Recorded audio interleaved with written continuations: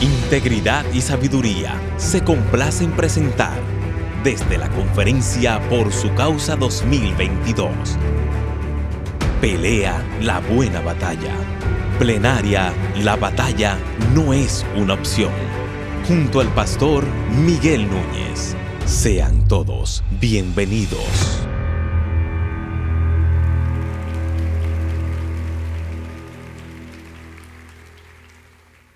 Padre, te alabamos y bendecimos en esta mañana en el que tú le has dado cita a tu pueblo para decirnos cosas que necesitamos oír. Nosotros te pedimos en el nombre de Cristo, por el poder de tu Espíritu, que tú puedas hacer aquello que ninguno de nosotros es capaz de hacer. Y es dar poder, dar vida, dar lo que tu palabra es en sí misma a nuestras mentes, a nuestros corazones.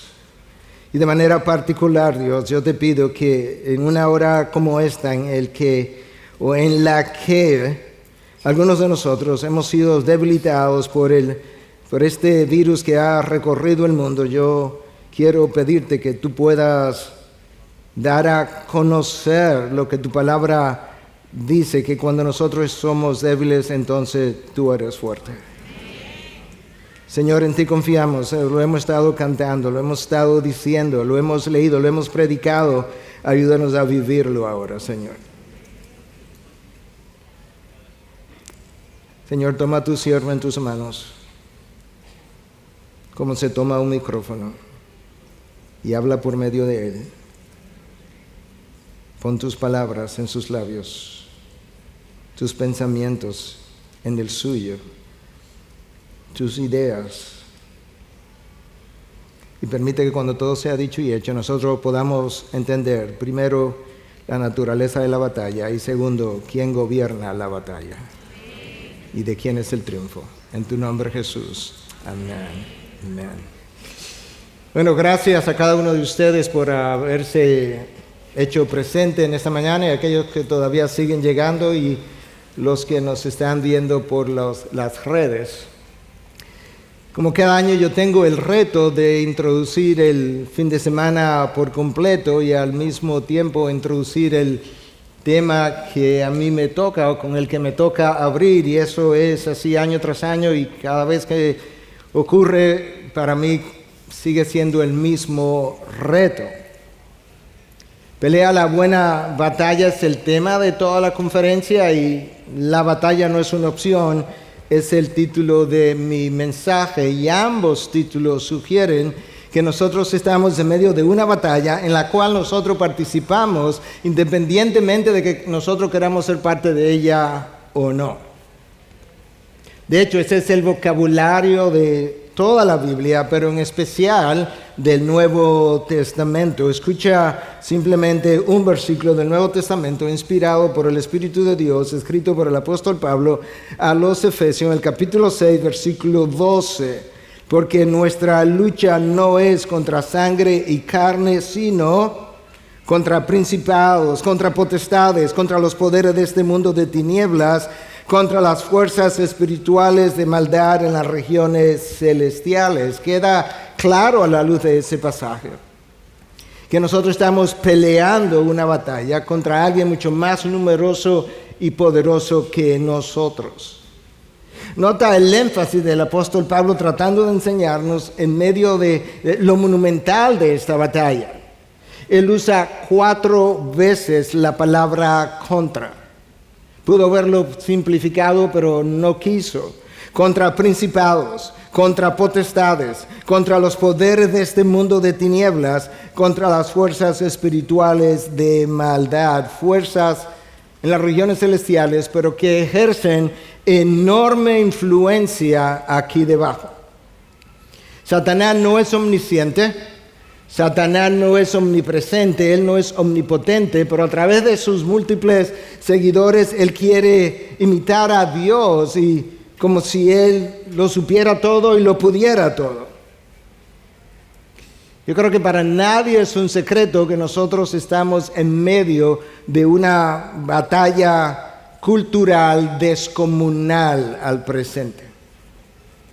Y si bien es cierto que la iglesia ha tenido que batallar todos los tiempos en contra de las corrientes del mundo, porque siempre caminamos en vía contraria, no es menos cierto que la intensidad de la batalla ha arreciado en los últimos 20 años con la introducción de la ideología de género. Quizás lo que ha hecho la batalla más difícil no es que esta generación haya perdido la fe, sino que esta generación perdió la razón. En ausencia de la razón, la gente ha comenzado a demandar que sus sentimientos sean reconocidos como buenos y válidos. Como dice Carl Truman en su último libro, en El inicio y el triunfo del yo moderno, la gente le ha conferido autoridad de decisión a los sentimientos. De manera que al sentirme mujer, siendo hombre, yo le creo a mis sentimientos y demando que se le conceda validez y derecho legal a mis sentimientos como si ellos poseyeran lógica y objetividad. Esa parte de la batalla es totalmente nueva. Me refiero al reconocimiento de los sentimientos individuales de las personas para formular leyes. Pero para una generación hedonista e individualista como la nuestra, nada mejor que una revolución basada en los sentimientos del yo. Y así nosotros tenemos entonces una sociedad que rechaza toda verdad absoluta, escúchame, una sociedad que rechaza toda verdad absoluta, pero cree absolutamente en la verdad de sus sentimientos. Por eso la persona se atreve a afirmar que es hombre, o que un hombre o una persona puede ser hombre siendo mujer, en contra de toda biología, embriología, genética, endocrinología, urología y ginecología. Sus sentimientos que hoy son y mañana no son, están por encima de toda ciencia, están por encima de toda verdad demostrable. Es más, están por encima del diseño de Dios. Sus sentimientos son soberanos, reinan de manera suprema. Nunca antes hubiésemos hablado de mujeres con cánceres de próstata, ni de hombres embarazados hasta que llegamos a esta generación. Teníamos que perder la razón para llegar ahí. Y la perdimos y llegamos. El ciudadano de hoy entiende que sus sentimientos merecen derechos legales y que tus hijos tienen la obligación de aprender acerca de cómo ellos sienten en la escuela primaria para que puedan considerar como una alternativa de vida la manera como sus sentimientos opinan de ellos mismos, como hemos ya venido diciendo. Esa es la sociedad en la que tú vives. Esa es la sociedad en la que viven tus hijos. Esa es la sociedad en la que van a vivir o ya viven tus nietos, de manera que la batalla no es una opción, hermano. La batalla ruge alrededor de ti y de los tuyos. Tú y los tuyos están en peligro y desafortunadamente muchos jóvenes y no tan jóvenes ya han sido víctimas de esta batalla cultural en la superficie, pero que es espiritual en su génesis. Escúchame, esta batalla no es cultural. Luce cultural. Esta es una batalla espiritual de principio a fin. La iglesia de Cristo ha sido engañada y ha estado buscando un demonio detrás de cada rincón para reprenderlo, mientras se ha tragado doctrinas de demonios enseñadas por falsos maestros, profetas y apóstoles. Bien dijo Cristo, guías ciegos que cuelan el mosquito y se tragan el camello.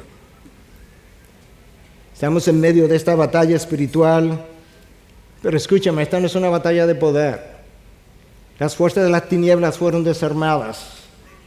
Esto es una batalla por la verdad. Siempre lo ha sido, siempre lo será.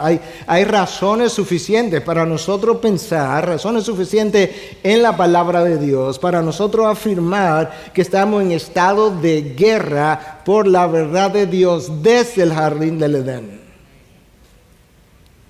Y yo quiero que te grabes esa frase. Estamos en estado de guerra desde el jardín del Edén. Con que Dios ha dicho...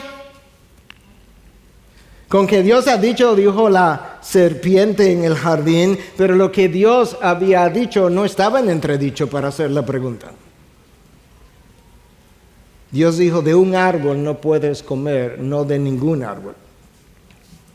Si eres el Hijo de Dios, dijo Satanás a Cristo en el desierto, ¿cómo que si eres el Hijo de Dios?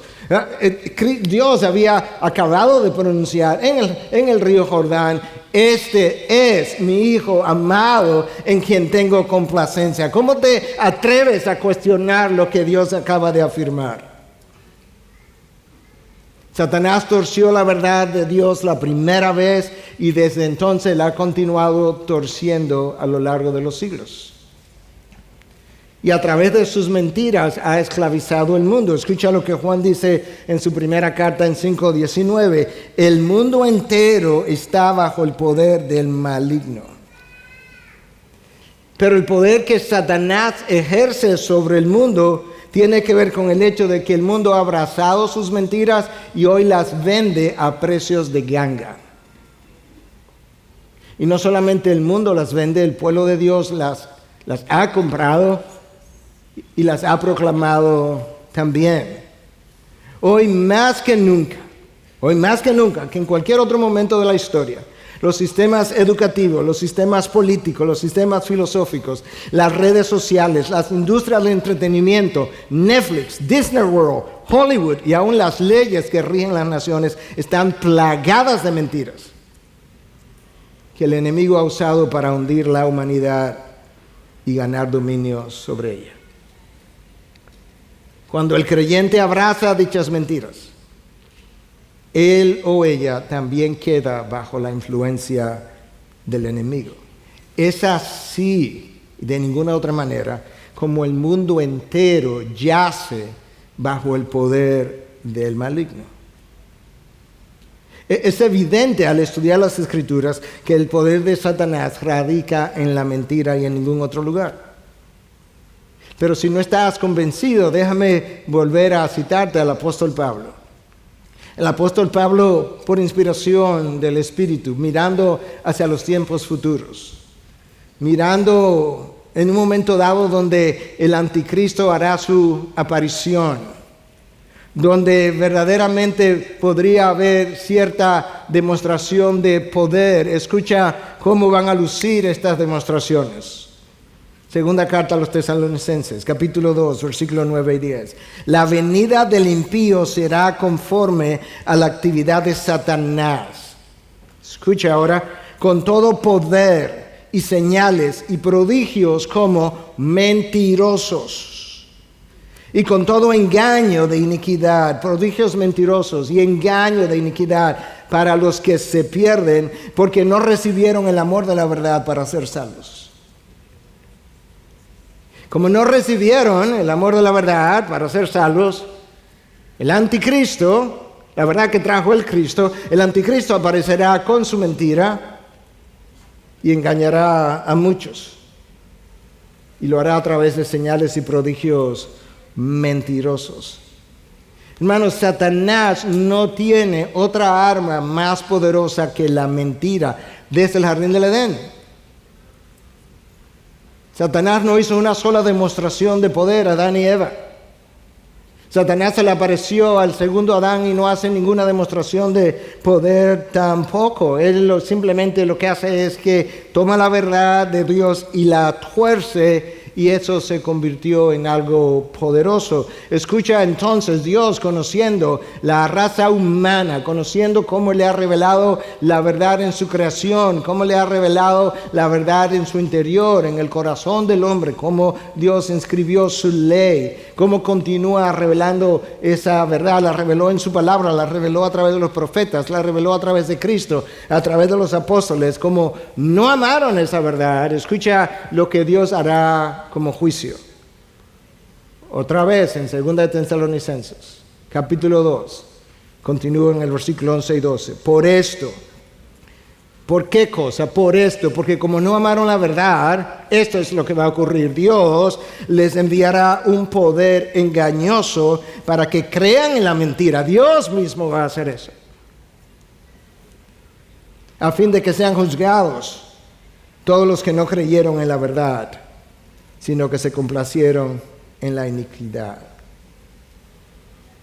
En otras palabras, este pasaje revela que en el devenir del tiempo llegará un momento donde Dios, después de haber hablado a través de profetas, a través de apóstoles, a través de pastores hoy en día, de misioneros, de evangelistas, habiendo hablado a través de múltiples otros instrumentos de gracia, llegará un momento donde Dios entonces enviará un poder engañoso con el propósito explícito de que aquellos que fueran a ser juzgados sean juzgados por la misma mentira que siempre han amado, han buscado, han abrazado y han vivido.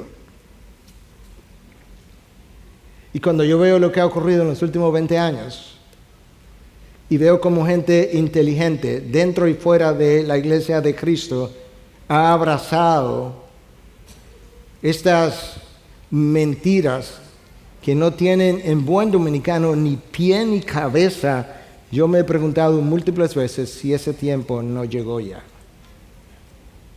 Si no llegó el tiempo donde el poder mentiroso está entre nosotros. Eso implica que el juicio final de los incrédulos está relacionado a la mentira, pues al abrazarla rechazan precisamente la verdad que podía darle salvación. Hermano, la mentira es la bazooka de Satanás. No es la pistola de Satanás. Es la bazooka de Satanás. La mentira que tú crees, la mentira que tú dices, incluyendo la mentira piadosa, es parte de su diseño. La mentira de los sistemas educativos, la mentira de la identidad de género, la mentira acerca de tu felicidad o tu mejor vida ahora, la mentira acerca de tu realización, la mentira acerca de en las leyes de las naciones. La mentira en una miembro de una Suprema Corte de Justicia que no sabe definir lo que es una mujer, siendo mujer simplemente porque ella no es bióloga.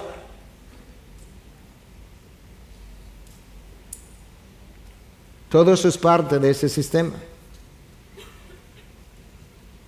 En Ucrania hoy en día caen bombas y misiles, pero en el resto del mundo están cayendo mentiras. Mentiras que son capaces de causar más daño que esas armas bélicas. Mucho más daño. Que no sabemos cuándo la vida comienza. Mentira. Que ser un hombre o una mujer depende de sentimientos. Mentira. Que se nace homosexual. Mentira. Que no se logra salir de la homosexualidad. Mentira. Que el matrimonio puede ser entre dos personas del mismo sexo, mentira.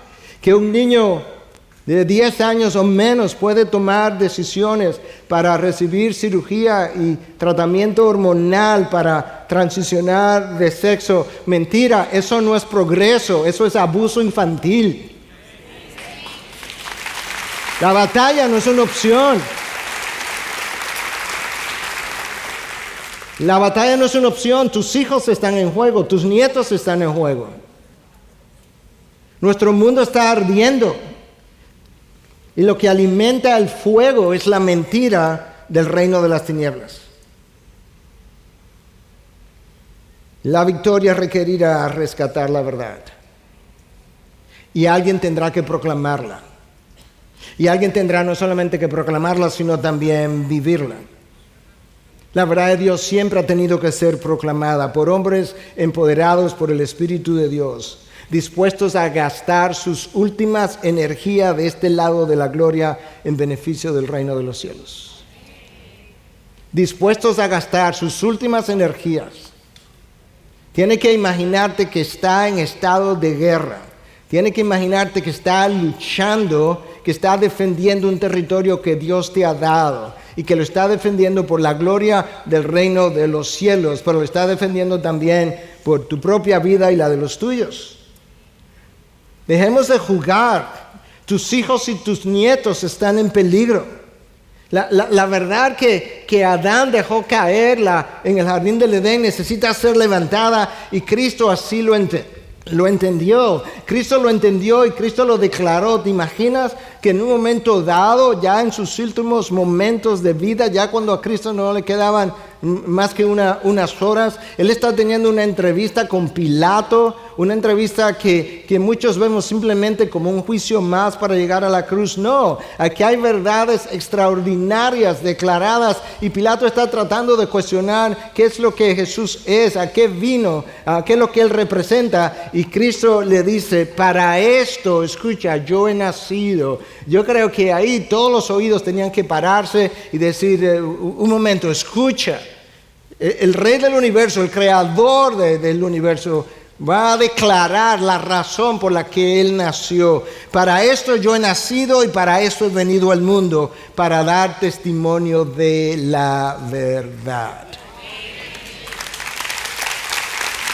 La verdad que el primer Adán no supo sostener y que el mundo ha seguido jugando con ella. Yo he venido para dar testimonio de esa verdad.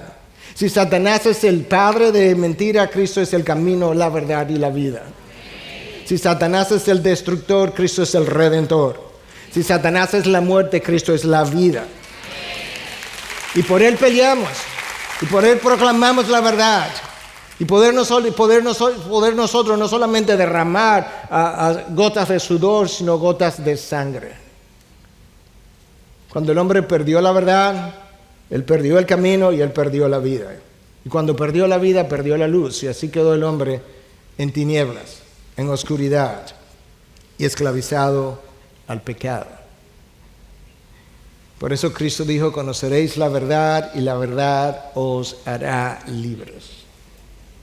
La mentira que los esclavizó en el Edén, ahora la verdad os hará libre de la esclavitud.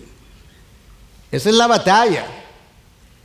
La batalla no es de poder. Satanás conoce perfectamente bien que él no tiene el poder para batallar contra Dios, pero sí tiene astucia y tiene formas de distorsionar la verdad que nos da la vida para producirnos la muerte y la oscuridad.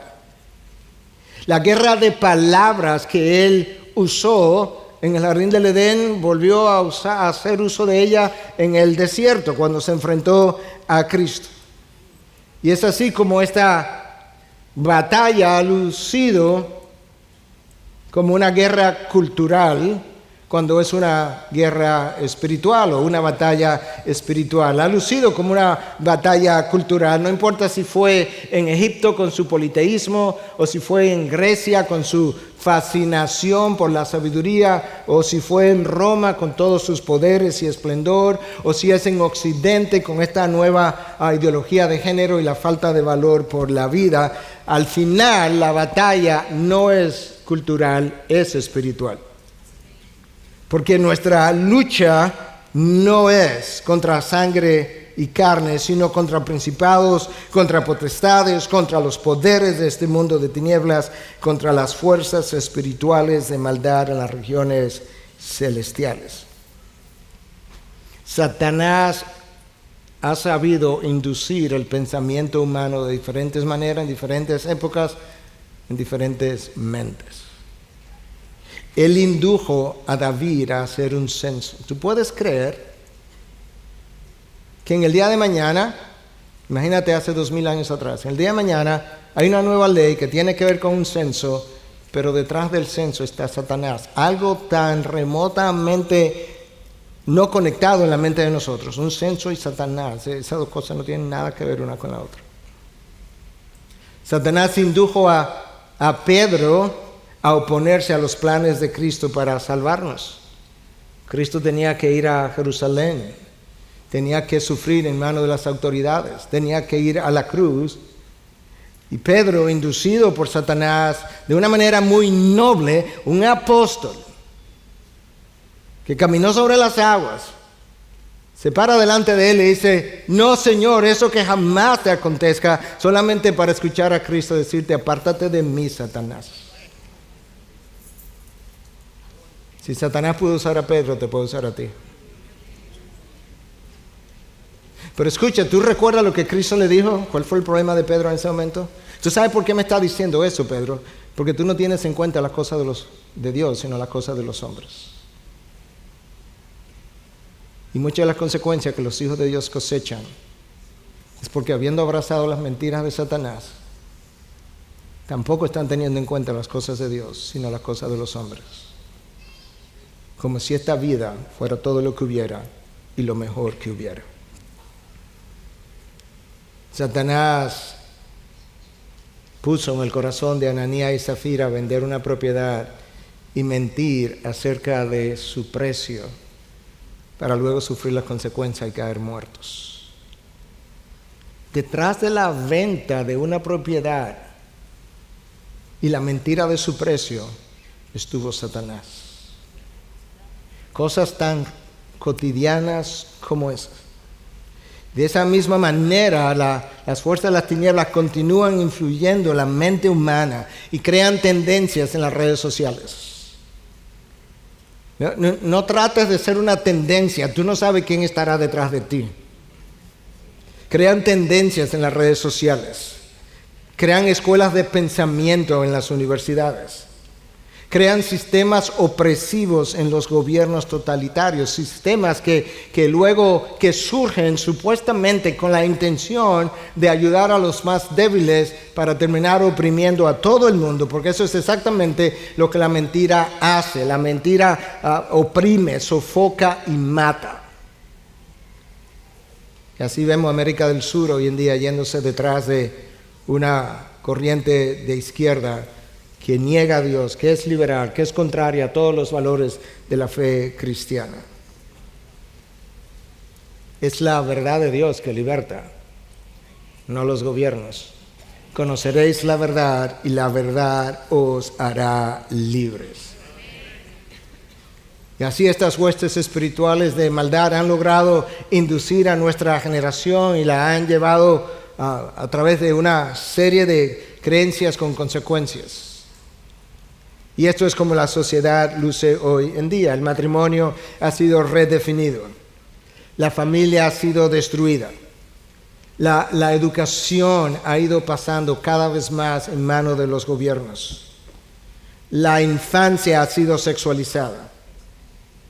Los gobiernos se han ido radicalizando. La intolerancia hacia la fe cristiana es cada vez mayor. La batalla no es una opción. Y será peor. La oposición será peor. Y Cristo lo advirtió. Si le hacen esto al Señor de señores, ¿qué no le harán a ustedes que son sus siervos? Y así la gente hoy en día afirma que cree en un Dios. De hecho, dice creer en el Dios de la Biblia incluso. Y al mismo tiempo afirmar que el aborto es algo moral. ¿Sabe por qué? Porque el Dios de la Biblia en el que ellos creen no tiene ninguna autoridad vinculante. Es un Dios que no ejerce autoridad sobre ellos. Es un Dios que está ahí para beneficiarlos, pero no para decirle qué hacer. Y es por eso que puede creer la Biblia aparentemente y negar la Biblia al mismo tiempo. Creer en Dios, pero no creer que Dios tiene autoridad sobre todas las áreas de su vida. Yo menciono todo esto porque ese es nuestro campo de batalla. Lo interesante es que tu campo de batalla y tu campo misionero es el mismo. Y nunca ha sido diferente. Tu campo de batalla y tu campo misionero es exactamente el mismo desde el principio. Es un mundo en rebelión contra Dios, donde Dios nos ha dejado como proclamadores de su verdad, donde Dios nos ha dejado como testigos de su gloria, donde Cristo antes de partir dijo: me seréis testigos, mártires, me seréis mis mártires en Jerusalén, en Samaria, en Judea y hasta los confines de la tierra. Cuando tú lees el Nuevo Testamento, queda claro que Dios nos dejó en medio de un mundo hostil. No sé de dónde nosotros obtuvimos la idea de que la fe cristiana es una fe que nos va a ayudar a vivir en comodidad, que nos va a ayudar a vivir en prosperidad, que nos va a ayudar a vivir en paz con el mundo. La única manera de estar en paz como el mundo es luciendo como el mundo, creyendo como el mundo. El lenguaje del Nuevo Testamento es un lenguaje de batalla, y no de cualquier batalla. Escucha a Pedro escribiendo en su primera carta en 5:8: sean de espíritu sobrio. Si 2000 años atrás había que decirle eso a la sociedad, imagínate hoy. Sean de espíritu sobrio, estén alerta. Su adversario, el diablo. Esto es una guerra, tú tienes un adversario. Su adversario, el diablo, anda al acecho como león rugiente buscando a quien devorar. Yo creo que ese versículo hace 4 énfasis, no sé si lo notaste. Número 1, vive sobriamente. La vida no es un video game. Muchos quisieran que fuera, pero no lo es. Vive sobriamente. Vive en estado de alerta porque tú estás en peligro. Eso está en el texto. El diablo te anda buscando, y si no hoy será mañana, porque él anda al acecho. ¿Y sabes qué? Tampoco se presenta a tu casa, te toca la puerta y te dice: yo estoy buscando gente para llevármelo para el infierno, ¿quieres unirte a mi tour en el día de hoy? No, él anda al acecho. Se viste como ángel de luz. Por tanto, no es de extrañar que sus seguidores también se vistan como representantes de la luz. Eso le escribió el apóstol Pablo a los Corintios. Cuando Pedro habla de vivir sobriamente, nos está llamando a dejar a un lado las trivialidades de este mundo. Hermanos, este mundo es pasajero, es temporal, pero a ti se te dejó en este mundo para cambiar e impactar la historia de alguna manera. Nuestra congregación ha oído múltiples veces, como decimos continuamente, que nosotros nos vivimos quejando. Y nos quejamos de lo que pasó hoy, de lo que pasó ayer, de lo que pasó la semana pasada, y comenzamos a quejarnos de lo que pudiera pasar la próxima semana. Pero Dios no me dejó aquí para ser periodista de la historia del mundo. Dios me dejó aquí para dejar un legado en el mundo, impactar el mundo, cambiar el mundo con la verdad de Cristo. Y luego nos vamos a orar y comenzamos a darle a Dios detalles de todo lo que me pasó ayer y hoy y la semana pasada, como si Dios estuviera totalmente ignorante de lo ocurrido. No me diga que estás pasando por esa calamidad. Wow, si me lo hubiera dicho antes. Hermanos, nosotros vivimos tan aéreos que, ¿sabes qué? Nos preocupa si alguien nos raya la pintura del carro. Ve a Ucrania y pregúntale a los que están allá recibiendo las bombas y los misiles si ellos se levantaron preocupados de que anoche alguien les rayó el carro. Ve y pregúntales. No, ellos están preocupados por la próxima bomba o misil que no le caiga arriba a su casa y los elimine junto con sus hijos. ¿Sabe por qué? Porque ellos saben que están en guerra. Nuestro problema es que nosotros no pensamos que estamos bajo artillería pesada. No, pero tampoco lo queremos oír. Tampoco queremos que se nos recuerde. La realidad es que la intensidad de la guerra cultural y espiritual que tú y yo libramos, la intensidad es mucho mayor que lo que está ocurriendo en Ucrania. Ucrania es un país y de alguna u otra manera esa guerra terminará como han terminado todas las guerras anteriores. Esta guerra tiene desde el jardín del Edén. Y esta guerra no va a terminar hasta que el Rey de Reyes, Señores de Señores, haga su entrada nuevamente al mundo. Y entonces habrá paz. La batalla no es una opción, está en toda la Biblia. Los profetas lo proclamaron de alguna manera, en algún vocabulario, los apóstoles por igual. El apóstol Pablo claramente le dice a su discípulo más joven, Timoteo, pelea la buena batalla de la fe. Le llama buena, pero peléala. Primera carta, 6:2. Y ya al final de sus días, su segunda carta, cuando no sabía si iba a tener, si tendría un día, una semana, un mes más de vida, entonces le escribe su testamento, sus palabras finales. Y le dice, Timoteo, yo he peleado la buena batalla. Yo he terminado la carrera, he guardado la fe.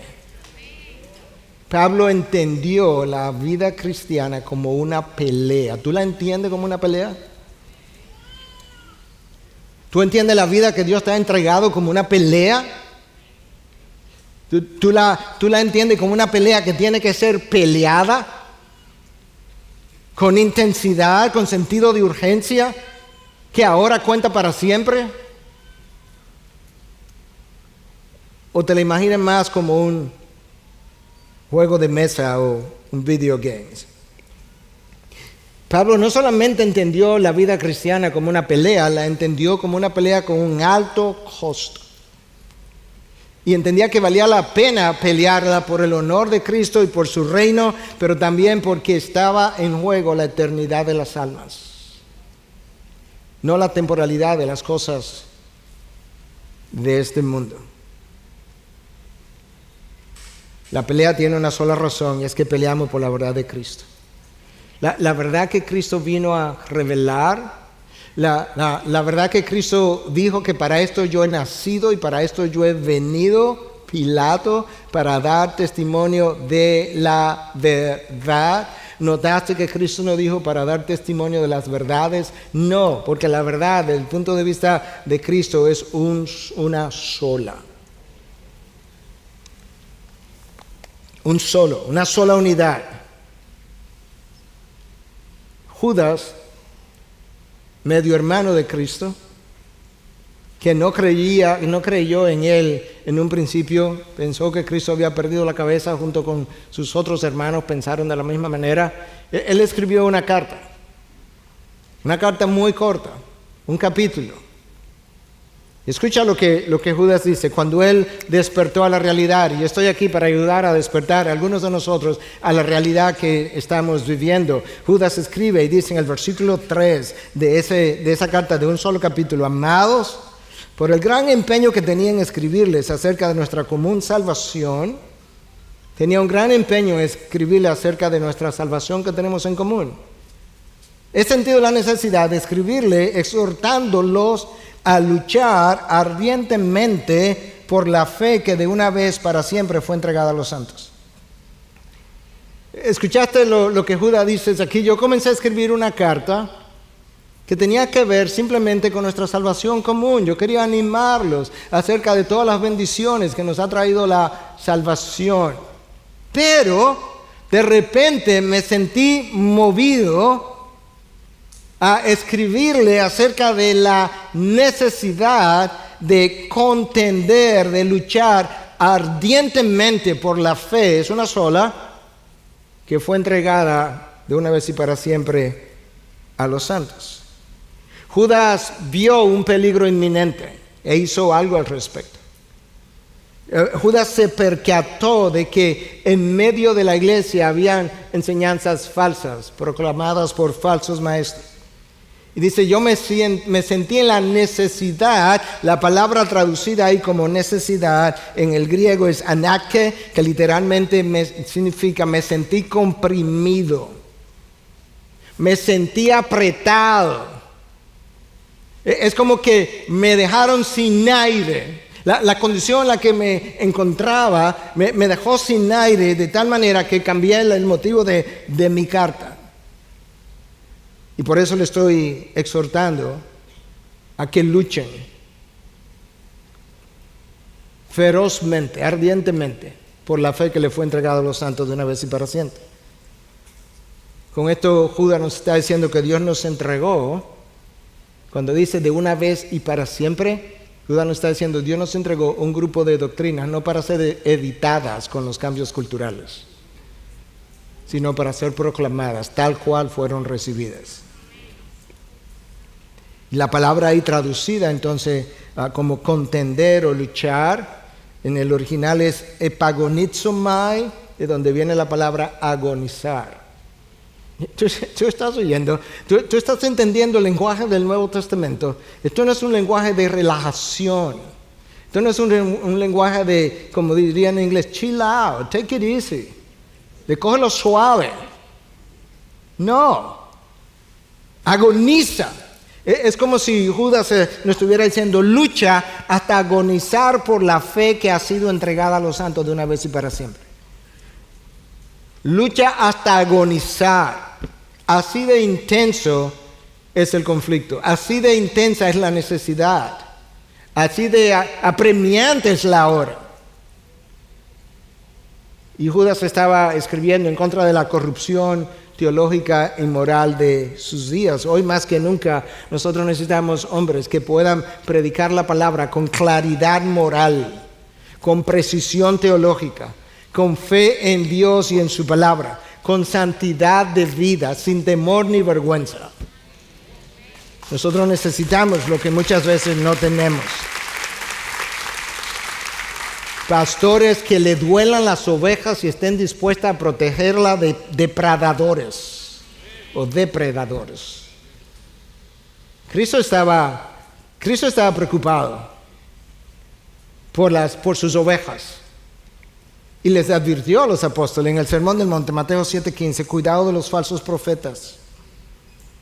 Les advirtió a sus seguidores que vienen a vosotros con vestidos de ovejas, pero por dentro son lobos rapaces. ¿Escuchaste? Vienen como falsos profetas, pero vienen como vestidos de ovejas. Lucen como tú y como yo. Pero sus intenciones son las de un lobo rapaz. Su intención es la destrucción. Y cuando Cristo dice, cuidaos, eso está en el imperativo presente, lo que implica que tú vas a cuidar y vas a seguir cuidando. Y no es una sugerencia, no es una opción. Tienes que cuidarte de aquellos que quieren desviar al pueblo de Dios, que pueden lucir de una manera muy benigna, pero son capaces de los peores daños. El lobo acecha a su presa y cuando ya la tiene se lanza sobre ella. Así han sido, así serán los falsos maestros. Cuando Judas escribe ese versículo 3 que dice que nos exhorta a contender por la verdad, lo próximo que él hace es que define en el próximo versículo, en el 4, que era lo que en sus días estos falsos apóstoles o falsos maestros estaban haciendo. Y él habla de que ellos convertían la gracia de nuestro Dios en libertinaje. Nada nuevo debajo del sol. Y negaban a nuestro único soberano y Señor Jesucristo. Judas vio dos problemas. Uno tenía que ver con inmoralidad. El otro tenía que ver con cristología. Ambos continúan hoy de la misma manera. Tú puedes ver que la iglesia siempre ha tenido que contender contra la mundanalidad de la sociedad. Esta gente convirtió la gracia de Dios, el perdón de Dios, en libertinaje. Pero ese libertinaje hoy ha alcanzado nuevas alturas y nuevos colores que yo no creo que ni Pablo, ni Pedro, ni Juan jamás se imaginaron. El pecado de Sodoma y Gomorra le queda pequeño a la sociedad de nuestros días. De hecho, se cuenta y se tiene por seguro que fue así. Billy Graham escribió un libro en la década de los 60 llamado Un mundo en llama, A World Aflame. Cuando él terminó de escribirlo, se lo dio a Ruth, su esposa, para que lo leyera. Estamos hablando de hace 60 años. Y cuenta la historia que ella terminó de leerlo y estaba tan chocada con la realidad que 60 años atrás su esposo Billy había descrito, que fue donde él y le dijo: honey,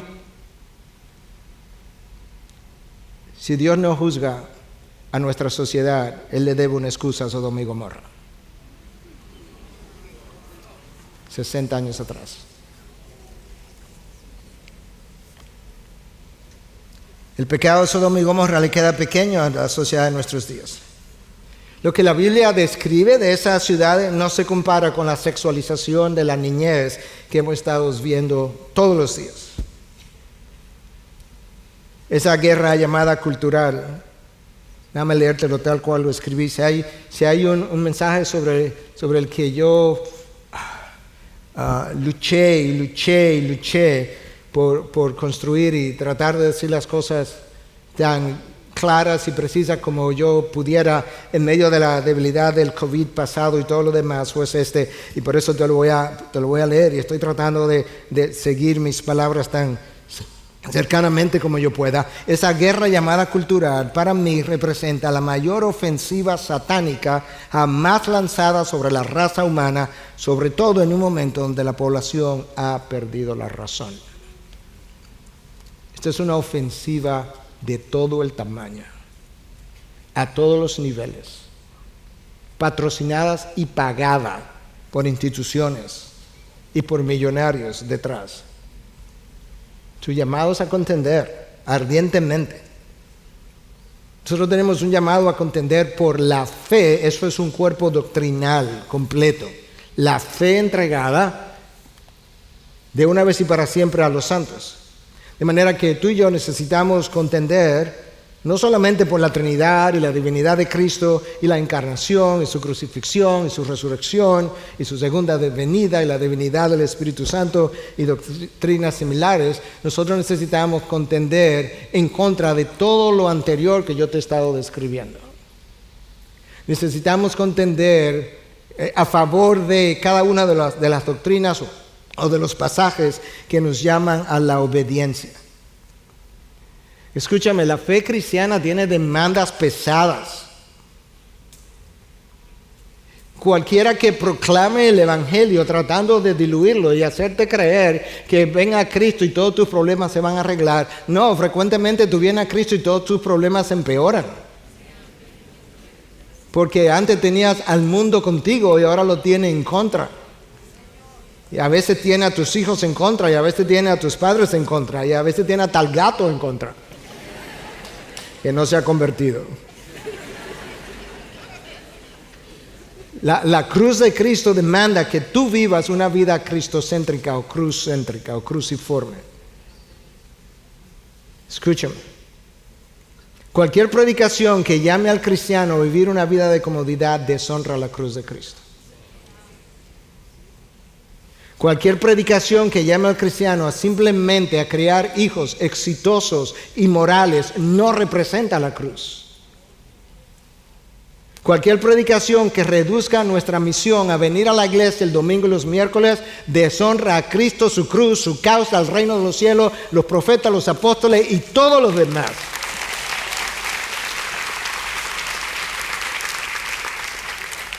Cristo nos dejó aquí para luchar por el éxito de la cruz, no mi éxito profesional ni personal. Olvídate de eso, que esa no es tu misión, quizás es lo que estás persiguiendo, pero ese no es tu propósito de vida. Quizás lo que yo acabo de decir moleste a algunos. Y yo no quiero parecer irrespetuoso, pero ¿sabes qué? Si te molesté, logré mi cometido. Porque como siempre se ha dicho, la predicación necesita molestar a los que están cómodos y alentar a los que están abatidos.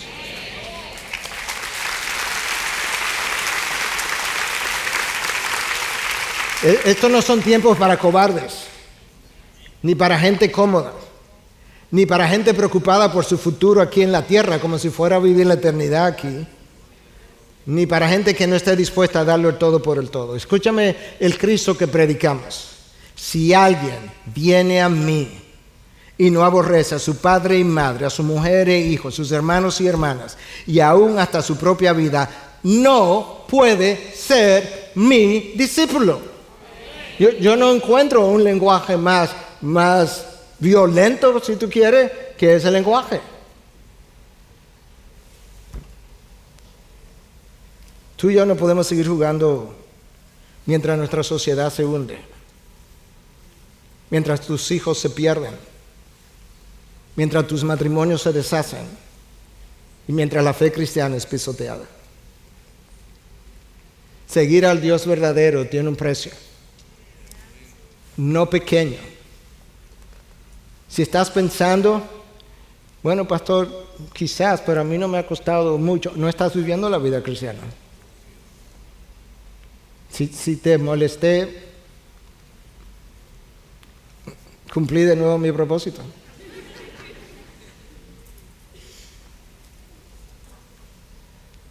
José terminó en la cárcel por honrar a Dios. Moisés luchó 40 años con un pueblo rebelde para luego no poder entrar a la tierra prometida, porque entre los que se acercan a mí, yo he de ser tratado como santo. ¿Qué hacemos nosotros jugando con la santidad de Dios?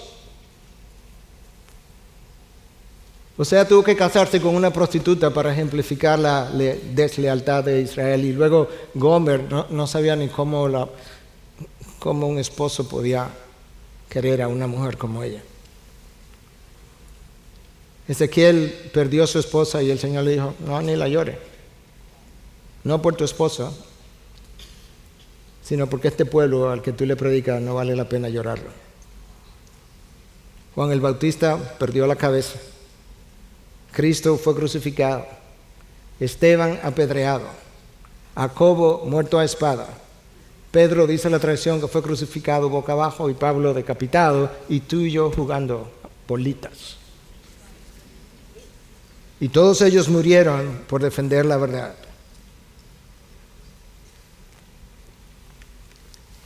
Mi tiempo se ha ido, yo necesito cerrar, pero déjame hacerlo leyéndote algo que aparece en la ciudad universitaria de Oxford, en Inglaterra. Pensar lo que es Inglaterra secularmente hoy en día y pensar lo que fue en un momento dado. En la Universidad de Oxford se encuentra un monumento a los mártires de la Reforma. Tiene una pequeña inscripción que dice: entregaron sus cuerpos para ser quemados, dando testimonio de las verdades sagradas que habían afirmado y defendido. Entregaron sus cuerpos para ser quemados, mientras daban testimonio de las verdades sagradas, de las verdades que habían afirmado y defendido contra los errores de la Iglesia de Roma. Y regocijándose, entregaron sus cuerpos para ser quemados mientras se regocijaban, y regocijándose de que a ellos se les había concedido no solo creer en Cristo, sino también sufrir por Él. Wow. Como dice David Hume, cuando Judas nos llama en su carta a contender por la fe que fue entregada de una vez y para siempre a los santos, es como si Judas estuviese diciendo: ponte en pie, ponte de pie, el tiempo para el descanso pasó, contiende, agoniza, haz tu mejor esfuerzo, la fe cristiana en su plenitud es digna de tu batalla. La fe cristiana en su plenitud es digna de tu batalla por Cristo y por su reino. Tú y yo tenemos que echar la pelea. Esta es la hora. Amados, nosotros tenemos la garantía de los cielos. Si Dios está por nosotros, ¿quién contra nosotros? ¿Cómo vamos a temer? No podemos retroceder, no podemos huir, no podemos perder, porque Dios está con nosotros. Ponte de pie, ponte de pie. Vamos, ponte de pie. Esta es hora de echar la pelea. Yo quiero que tú puedas pensar en esto una vez más. Tenemos que luchar juntos por la verdad del Evangelio, por la gloria de Cristo, hasta que Él venga. Él nos dejó aquí hasta entonces, hasta que el león ruja y luego nosotros podamos ver el triunfo, su reino instaurado en la tierra. Dios es con nosotros, ¿quién contra nosotros? Señor, a ti la honra, a ti la gloria. Si Dios es con nosotros, pueblo, ¿quién contra nosotros? Gracias, Dios, por tu palabra. Enciende la llama, hazla correr. Danos lo que no tenemos, danos el valor que necesitamos y ayúdanos a entregar nuestros cuerpos por las verdades sagradas que otros ya hicieron, porque el reino de los cielos es digno. Y gracias porque tú estás con nosotros y por nosotros. Amén. Amén. Bendiciones.